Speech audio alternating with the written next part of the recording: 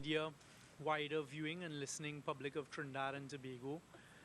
Thank you very much for coming to today's media conference.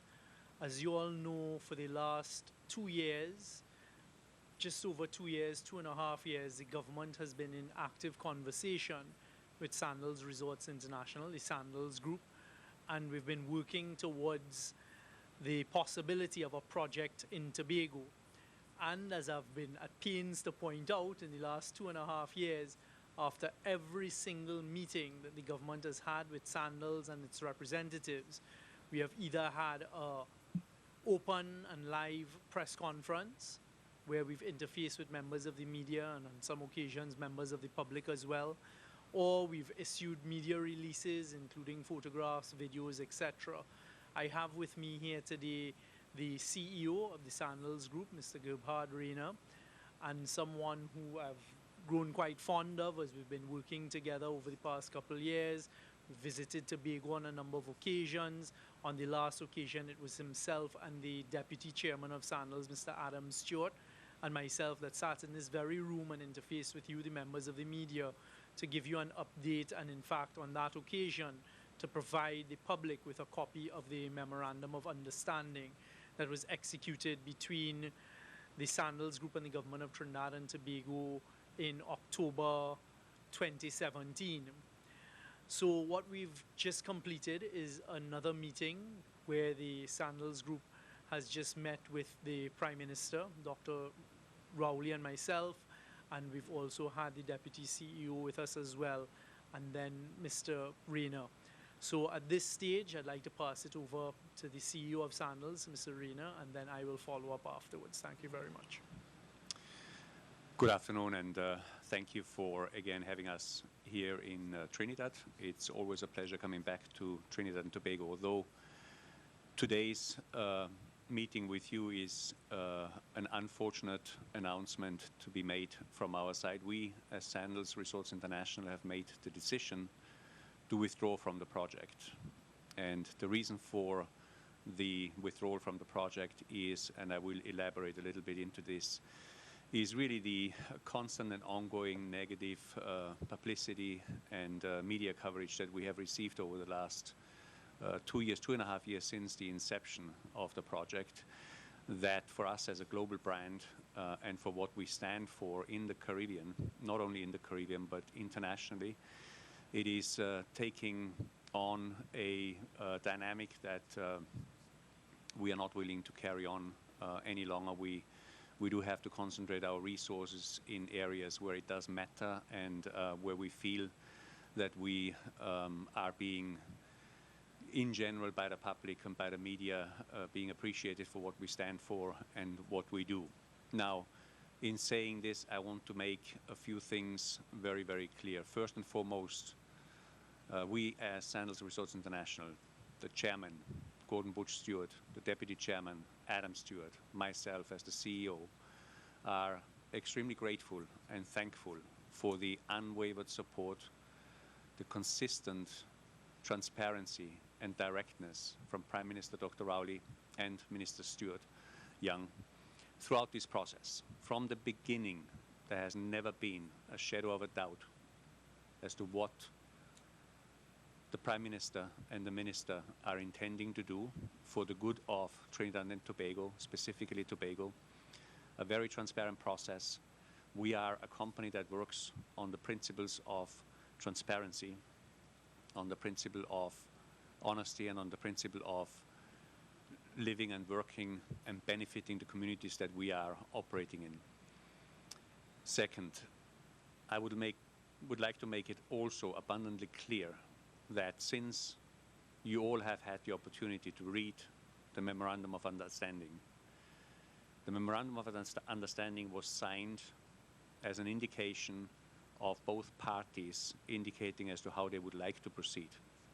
We have not yet, and I repeat, we have not yet entered any direct negotiations on agreements. Hence, and therefore, there are no signed agreements that would create or have created any liability on either part. Either party has worked up until now in good faith and on their own risk which means there is no cost from our side, from Sandals, that would be passed on to the Trinidadian government. There are no costs involved. We have worked on our own risk. Any cost that we have accumulated, be it from designs, preliminary designs, any other expenses, are our own expenses. I also want to make sure that there is a clear understanding as to what the brand stands for and what the intention for the brand was here in Trinidad and Tobago. I think there was an unfortunate period of time with a lot of negativity and negative reporting that did not focus and highlight as to how we as a brand are operating and how we have been supporting the islands in the Caribbean and the impact an operation of a Sandals or a Beaches hotel in the local economy has through its linkages. Linkages meaning in a direct, an indirect, and an induced way as benefiting the economy through, and you can name it all, agriculture, transportation, taxis, the local hotels and accommodation sector that has benefited in every island that we are in and have gone into by us uplifting the overall segmentation of the market and rates in the country.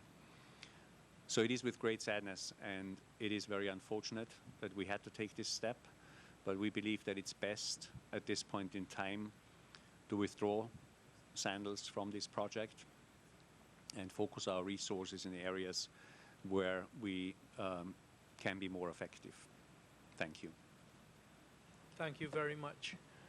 So, members of the media, public of Trinidad and Tobago, ladies and gentlemen, you all have heard the latest development. I'd like to take this opportunity on behalf of the citizens of Trinidad and Tobago, and certainly on behalf of the government and this administration, to thank the Sandals Group for working with us and for all of the positive conversation and the learning experience we've had over the last 2.5 years.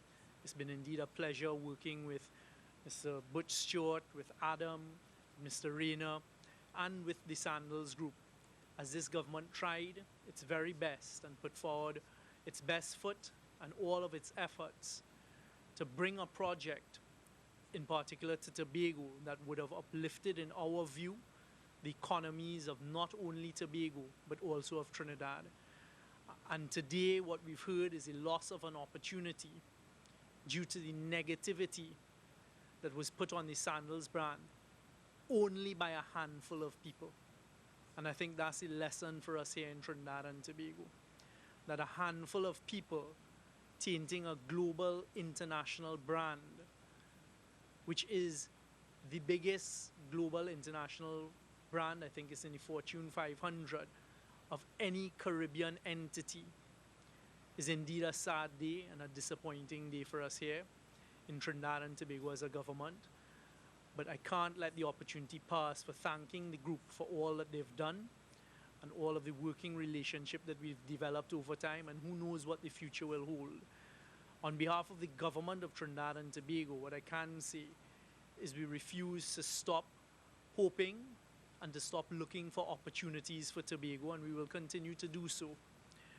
But what we've had today is a development where we've seen just that handful of people, and some with agendas, and some with personal agendas in particular, run one of the best brands of the Caribbean from Trinidad and Tobago, and in particular Tobago, where we would have been building, and we said consistently, a new project that would have taken all of the best that Sandals had to offer. And we were clear and consistent throughout. It was going to be a project where, like the Hilton in Trinidad and the Hyatt in Trinidad, we, the people of Trinidad and Tobago, would build a hotel in accordance with the specifications of Sandals, and they would bring their brand and manage it for us, as they do successfully from the Turks and Caicos, the Bahamas, numerous hotels in Jamaica, Barbados, Antigua, St. Lucia. They're building another one, even Grenada, and all of the other Caribbean and CARICOM islands, that they've seen it fit to take their brand to, and more importantly, the people of those countries welcome them there with their arms open and embrace them. And we were bringing a different model. So an important point that has been made by Sandals, and I want to emphasize it, we did not get to the stage of commercial negotiations and discussions. We were about to begin that exchange. So all of the naysayers out there and all of the pontificators sitting in their armchairs who were saying, well, you'd give this to Sandals or you've given that to Sandals, etc., even though on every single occasion the government and Sandals made it very clear that we had not reached that stage of discussion of concessions, of negotiations over commercial terms, etc. And those were premature conversations. And to trust us, let's get the project to that stage. Today we've heard the disappointing announcement that they're at this stage, and Sandals has taken a decision not to invest any more time and effort and their resources in Tobago. So at this juncture, I'll invite a few questions from the media. Mr. Amar.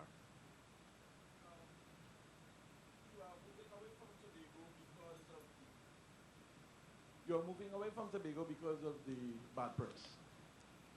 But Tobago is a destination you like. And there are significant other locations in Tobago that rivals this particular one. As you know, this one was based on eco, significant amount of concern because of the Ramsar site and other issues.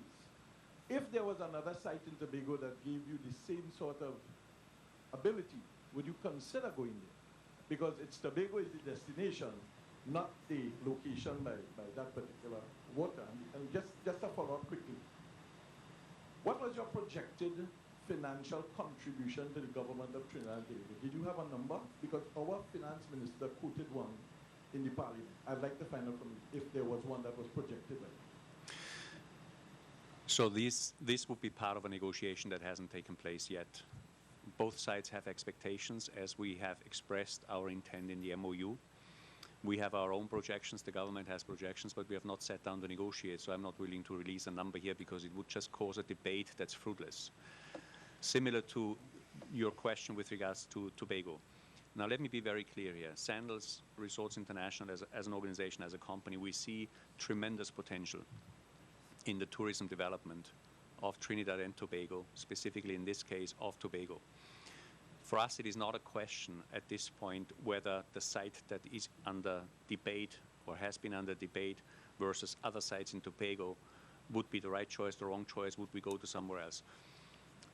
The real issue here is that there is a ongoing prolonged debate about things that have not been discussed nor decided. We have given our statement with regards to the environmental impact study, environmental agency here, and the decision when it is forthcoming and when it would be forthcoming to abide by that.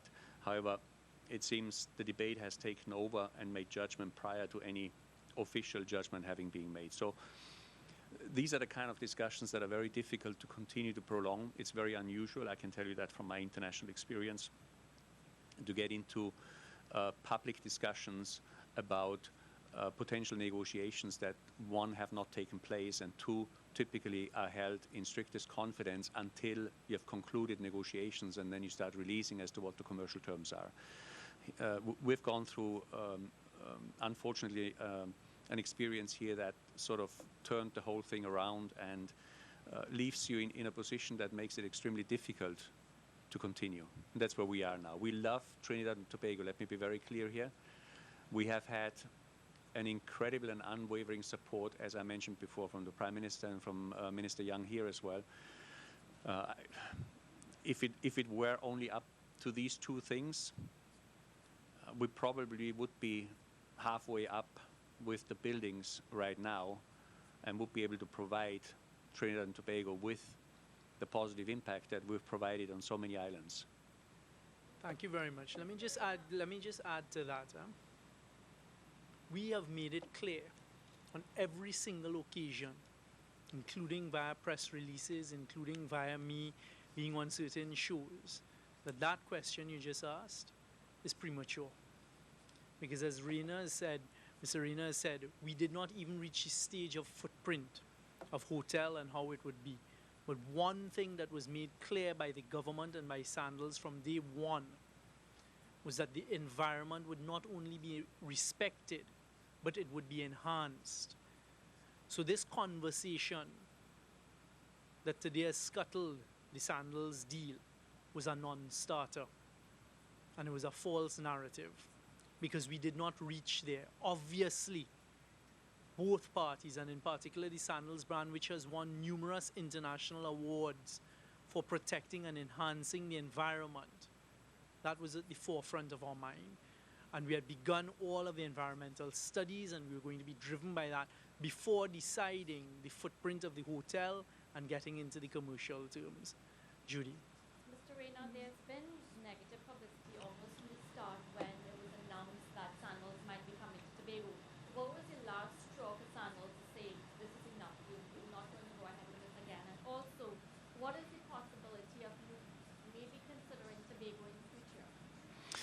So the culmination, if you will, was a culmination of that whole period from the beginning to now when it starts percolating internationally into the press. I mean, in today's environment with the accessibility to social media and the instantaneous news reporting, obviously what is being reported here in Trinidad and Tobago percolates into international news media as well, which creates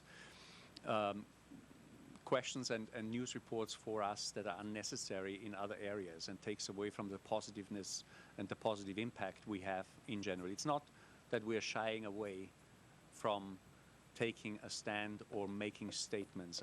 Let me be very clear here, but it is the consistent and persistent badgering, if I can use that term, of the same subjects over and over again, which are in our assessment without merit, because as Minister just said, when you're at a stage where you have not entered negotiations yet and no footprint has been agreed and decided on, you talk in circles. So it really is fruitless. Would we come back in the future to Trinidad and Tobago? Absolutely yes. It is a destination within the Caribbean. It is a country that is part of the Caribbean environment here, and it is a destination that from a tourism perspective is well worth developing as you go forward. However, you need to have the right environment to do so. Mr. Young, you mentioned Initials. Are you willing to identify players involved? Absolutely not. You all are very aware of who I speak and the handful of people that they are. Yes, Anthony. Jule, go ahead. Jule has the mic. Go on. A couple of things just would have clarified. One, the situation that you have described in terms of publicity, negative publicity. As a global brand, that is something that I'm sure you've had those challenges in other markets. So what about this in particular has caused Sandals this concern to just withdraw from the project or talks for the project? Well, in every other market that we have been in, including markets that we're not represented yet, but that we are looking at and that we promote ourselves in, we have always had the opportunity to justify ourselves and prove to the public as well as the news media as to the way we position ourselves and what the brand brings to a nation. Give you an example, we have invited a number of journalists out of Trinidad and Tobago, I think 3 or 4 times the different islands and different properties that we have in order to show you what Sandals does within those communities. However, it didn't change anything here. So at some point as an organization, and there's a commercial aspect to it, you make a decision as to where you allocate your resources, and that's what we have done. In terms of the commercial side of it, are you in a position to say categorically that the issue of the brand management type arrangement the government was seeking was not a factor in this decision for Sandals to stop the talks for the project? There was no factor that was anything to do with the government giving an indication in terms of either in relation to the brand or any commercial aspect, because as we said before, we haven't even started negotiating that yet. In the MOU, we signed an MOU because we came to the base of an understanding that we could actually move forward once we start negotiating. Is that something that was of any concern to Sandals, that brand management proposal? That, excuse me, can you? Was that of any concern to Sandals at all, that brand management type arrangement that was being proposed? I don't know if that's the kind of arrangement in No. parts that we heard that you operate. That was not a concern. That was actually a preferred and agreed option in our discussions that we, on that basis, would have wanted to move forward. And Minister, to you, so you said that the government is not giving up in terms of hopes of opportunities for Tobago. So then what is the next step of what other organization or hotel chain you plan to approach? I don't think you all, Jules, I don't think you all have learned the lesson of prematurity, you know. What we're seeing and indicating as the elected government, even though we're disappointed here today, we're not going to just give up. From day one, and you all will recall, and let me just recount it briefly for you, how we got to the table with Sandals.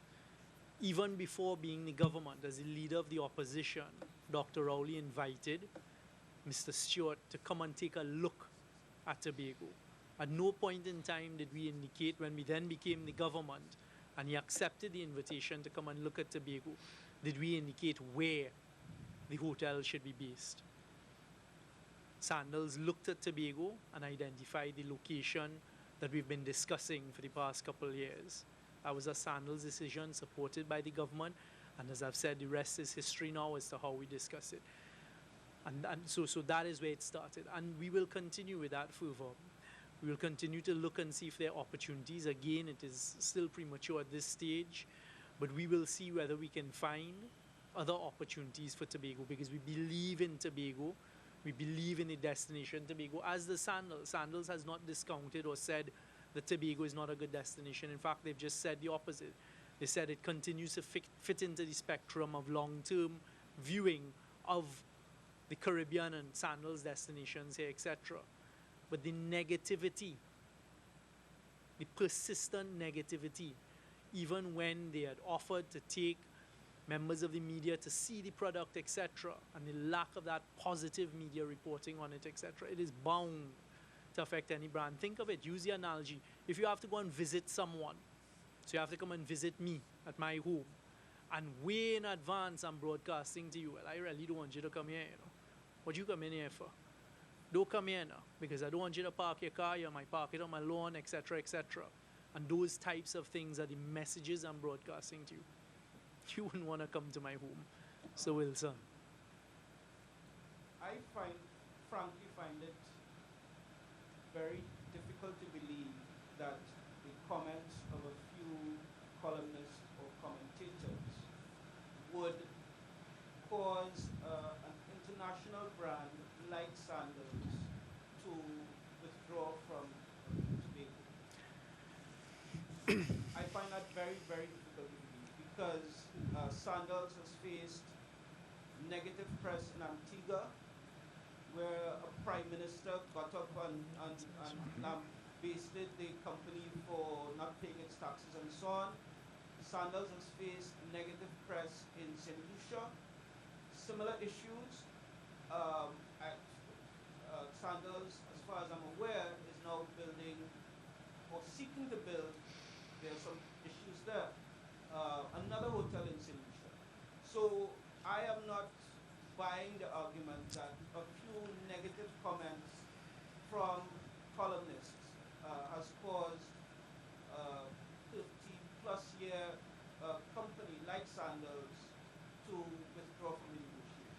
But the real question to you, Mr. Young, is you referenced the fact that the Prime Minister invited the chairman of Sandals to have a look at Tobago. Would you not concede that that sole select approach to Sandals is part of the negative response here to the company? In other words, had the government, when it came Mr. into Wilson, office, can you get to the question, please? the question is, had the government, when it came into office in September 2015, offered its international request for proposals with regard to Tobago, things may have turned out differently. All right. Let me start by saying, quite frankly, it doesn't surprise me that you're saying that you don't accept it. What you're failing to understand is brand management. As I've started off once again today by saying, Sandals is an international brand. And any international brand, if you've worked with international brands, one of the most important things, if not the most important thing, is brand management and their reputation. So, and another thing you're failing to I think, put into the pot of consideration is the other instances of negative press that you've referred to are all post fact. So the government of Antigua, with a change in regime, is carrying on a conversation about Sandals hotels that are up and running and existing. And I think that's what Mr. Rainer has referred to. Never before in the history of Sandals, prior to, for the first time, a Sandals hotel being built, run, and that Sandals brand being put down permanently in a Caribbean island, has it attracted exactly this type of conversation. If you want to buy Coca-Cola, what is the international RFP for Coca-Cola? As we've said consistently, Sandals is the only Caribbean brand hotel chain that is of that level. It is the world's leading luxury all-inclusive brand. The government was clear even from opposition days that that is a brand that would uplift Tobago. We've seen it happen with Grenada. I didn't hear you talk about Grenada and all of the positives that took place with the Grenada. Allow me to finish, Mr. Wilson. Right? And what happened with Grenada? In fact, we were just in discussions, and the leading hotel, or one of the leading hotels in Grenada prior to Sandals, the Spice Island, they are the largest advocate, or the loudest advocate for the Sandals brand in Grenada now. And we were just having a laugh because they reached out to Sandals, and they're so enamored with Sandals now that in the employee awards last night, they asked Sandals to give them 2 prizes for their employees, 2 Sandals destinations. The conversation you see taking place in St. Lucia, I think Sandals has already 3 Sandals in St. Lucia, and they were looking to build a 4th. And they put that on hold now because of some, but there are 3 Sandals in St. Lucia. There were more than 1 in Antigua. Even with the economic crisis in Barbados recently, there was 1 Sandals there and they were constructing another. And it's working very, very smoothly. So today is a disappointing and an unfortunate day. And once again, you're looking for something that doesn't exist because there is no secrecy. Exactly the reason that has been given is the reason. So looking under the stones, looking under the rocks, looking everywhere, you said you find it hard to believe. That is the truth. That is why the Sandals brand has decided it is not going to pursue a project in Tobago because of the negativity that was being promulgated by a few and how that is affected by the brand. On the issue of the Soul Select approach, But I've just explained the Soul Select. The government was very clear. We want Sandals. We didn't want a Hilton. We didn't want a Hyatt. We didn't want a hedonism.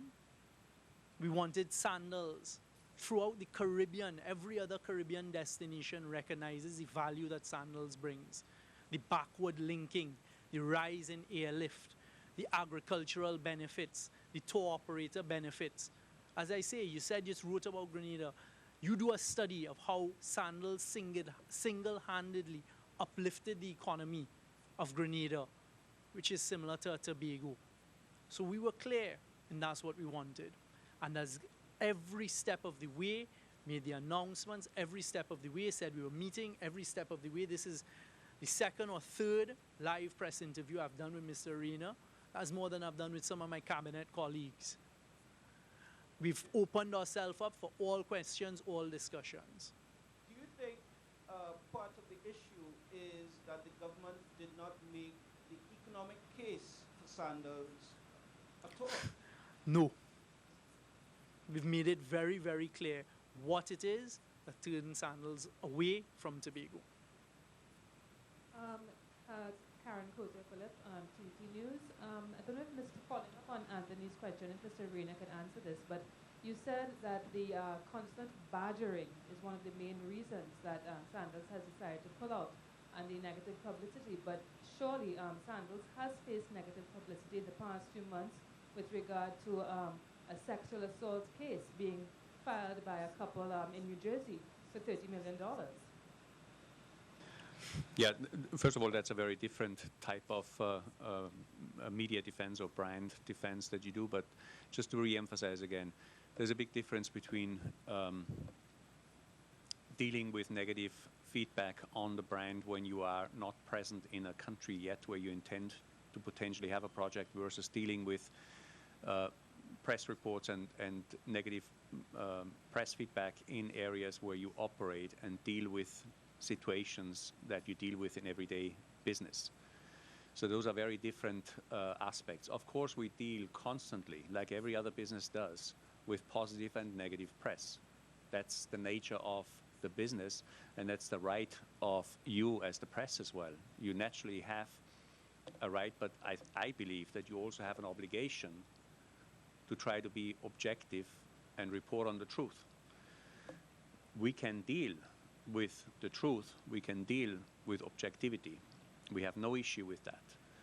But there is a point where if you have the opportunity from a commercial point of view, a business point of view, to say, I have a limit as far as I go before I withdraw because I am not present yet, as is the case in Tobago, you make a choice. In business, we don't have unlimited resources. We need to place our resources where it makes commercial sense. And we made a decision, our board made a decision, that it is time for us to move on and use our resources in places where we can make quicker and better commercial gain from it. So again, it has nothing to do with the lack of support from the government here. I really want to emphasize this again. They brought us into this project because we are the leading Caribbean all-inclusive luxury brand. As a matter of fact, we are the only Caribbean super brand that exists in the world. We have been consistently over the last 23 years been winning every award in this segment, in the all-inclusive segment, that you can win as an accolade. But we're not clapping ourselves on our own shoulders. All we can do is bring what we are and who we are to a place, offer the opportunity to work and develop in that place as the government desired to do so with us as partners. If it doesn't work out, it doesn't work out. Okay, last question. Alina did not from the news. Just a question, I'm sorry if I'm not familiar with it. Have you ever planned or built a project on an internationally protected wetland reserve before? So I think you would have to go into detailed specifications as to what is protected and what is not protected. And this is why you do have a government agency here and you do have an environmental protection agency here that clearly works with people like us and brands like us under the guidance and as part of the government in order to determine where you can build and where you cannot build. It's the same in every other island. So we build where we are allowed to build, where we get approval for, and then we build within an environmental framework that allows us to respect the environment, have zero to little impact on the environment, and whenever possible, actually have a positive impact on the environment. And we do have environmental reports on a number of the islands that actually prove that from third parties, independent third parties, as to what we have contributed towards maintaining and protecting environments. Once again, I just want to use the opportunity to point out that there was not going to be any building on the protected areas, and that's why from the word go, we engaged the environmental experts to advise us, etc. And we had reached a stage when we were looking at that to determine the footprint of where the resort would lie. As I said. Just a quick follow-up. So why not prove the naysayers wrong? Any of your can answer. I think we've put Mr. Rainer, I'd promised him, because they have to get the flight back to Jamaica, I promised him a short press conference. At the end of the day, as he has said, it's a commercial decision that they have to make. And the commercial decision and the limited resources that they have to utilize, they took a decision. It's not about proving the naysayers wrong. At the end of the day, why is it the naysayers are provided with a louder platform than the positives of a project such as this? That's the question I have for you all today. We have a process and a procedure going on. I've said last question twice, but that's fine. But Sean has the mic. Go ahead and ask your question. Yeah, my concern, Mr. Rainer, and it is what it is, But Trinidad and Tobago has one of the most robust medias in the Caribbean, anywhere, probably more even than the developed countries. So I would ask for several things on that. Like, was there any failings, and each of you can answer the question, in your media relations? The basic thing to me is trustworthiness. You're looking at the environmental and the economic, Are we giving Sandals a whole bunch of tax breaks and then losing our pristine mangrove swamps? The summit. Okay, So, Sean, Mr. Douglas, let me just stop you there, because it is dawning on me that people may not be listening. We've said consistently throughout, from the start of the press conference, that we did not reach that stage of discussion, read the economics of the project. We did not reach the stage of discussion and negotiations with respect to the commercial terms. I've just answered a short while ago, and I've just made the point again when it came to the environment. It's the same thing. We keep repeating the same thing over and over and over and over, and you all keep looking for something that quite simply does not exist. So no matter how you ask the question over and over and in different forms, it's the same answer. We had not yet determined the footprint of the hotel. From the first conversation with Sandals, it was recognized that there were going to be environmental issues that needed to be taken on board from the word go, that would determine the footprint of the hotel, which means how it would be constructed, where it could be constructed, what needed to be done. At every step of the way, the EMA, the application was put in. That is the start of the process. To have discussions with the EMA would have been guided by the EMA, who are the body that are statutorily, legislatively charged with the responsibility of protecting the environment. This wasn't the government or Sandals looking to do anything outside of the ambit of the law. So again, those points don't arise, and we are happy for a robust and a free media. But I mean, it's being demonstrated. We are seeing the same thing over and over and over, and you're still looking for something that doesn't exist. Minister, you've actually proven the point. The point is that these are basic issues. These are not subject to the fine-tuning here. The economy and environment, and the trade-off of one for the other. We've seen what happens in Cancun.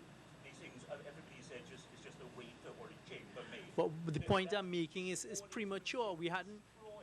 Actually destroyed But the towns there. the point is, So these are basics that we've got to get right from the beginning. Well, we the won't point be is that proceeding. the point is that both the government and Sandals do absolutely and very clearly understand what the basics are. The point here is we haven't gotten to the starting line to actually negotiate about what is acceptable for both parties to move forward.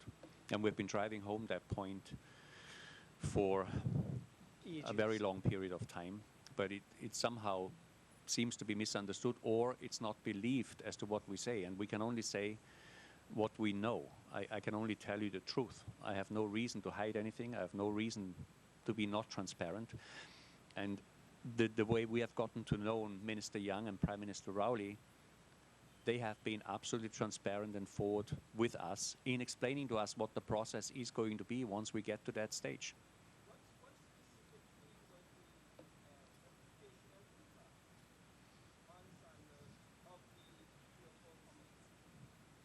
I'm not going to go into specifics on the individual impact. It is a brand impact in general. I'm sure you understand from a brand management point of view, when you deal with the media and consistent and ongoing negative media reports, that there is an impact, because, as I said before, it does start percolating into the international media and has other effects that then affect other areas within the organization. Okay, thank you all very much. We appreciate your time here this afternoon. Thank you very much.